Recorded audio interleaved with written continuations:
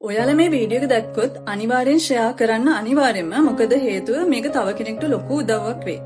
මේ මං කියන්න යන්නේ සමහරට ඔයාලා දන්න දෙයක් වෙන්න පුළුවන්. ඒ තමයි මේ දවස්වල මෙනින්ජයිටිස් කියලා රෝගී තත්ත්වයක් මේ පාසල් ළමුන් ඇතුළු කුඩා දරුවන්ට පැතිරීගෙන යනවා. හරි. මේ මෙනින්ජයිටිස් කියන තත්ත්වය මොකක්ද කියලා ඔයාලා ලොකුවට ඔලුවට දාගන්න ඕනේ නැහැ. මෙනින්ජයිටිස් එකක් කියලා කියන්නේ මෙහෙම හිතන්න මොළයට යන ආසාදනයක්. හරි මේ දවස්වල යන මේ මෙනින්ජයිටිස් තත්ත්වය වෛරස් එකක් නිසා තමයි හැදෙන්නේ. මේ වෛරස් එකට අපි කියනවා එන්ටරෝ වෛරස් කියලා. මේකේ විශේෂත්වය තමයි මේ වෛරස් එක බෝ වෙනවා. ඒ කියන්නේ තව කෙනෙක්ගෙන් තව කෙනෙක්ට හැදෙනවා.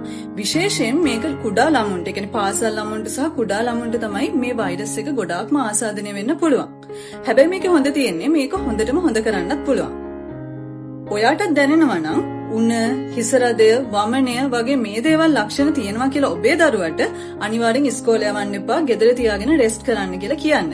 නමුත් මේ දේවල් සුළුවෙන් තකන්න එපා. මම ලක්ෂණ ටිකක් කියන්නම්. මෙන්න මේ ලක්ෂණ තියෙනවා නම් අනිවාර්යෙන්ම වෛද්‍යවරයෙක් හම්බෙන්නම ඕනේ. මෙන්න මේ ලක්ෂණ තියෙනවා නම් ඉග්නෝර් කරලා ගෙදර ඉන්න එපා. අනිවාර්යෙන්ම ડોක්ටර් කෙනෙක් හම්බෙන්න ඕනේ. ඒ තමයි බෙල්ලේ තද ගතියක් තියෙනවා නම්.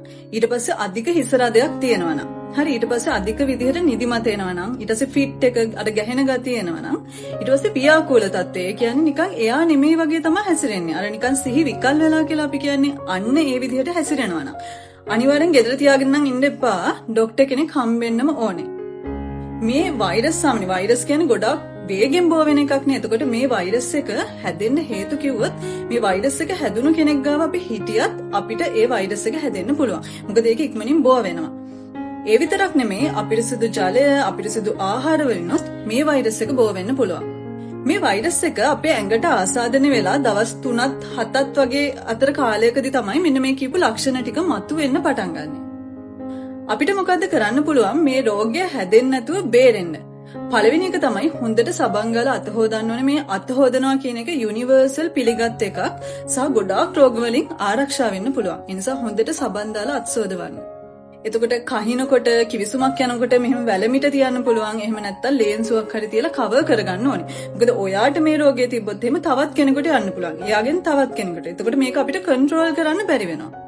ඊළඟ එක තමයි වතුර බොනකොට හොඳට උණු කරලා නිවාගත්ත වතුර පාවිච්චි කරන්න ඕනේ.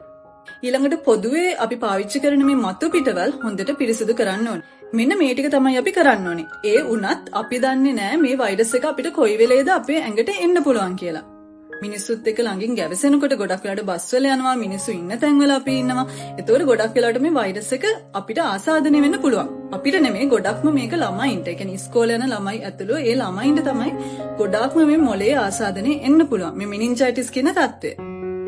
ඉතින් මං කියව මේ භයානක ලක්ෂණ තියෙනවා නම් අනිවාර්යෙන් ડોක්ටර් කෙනෙක් ඇවිල්ලා හම්බෙන්න.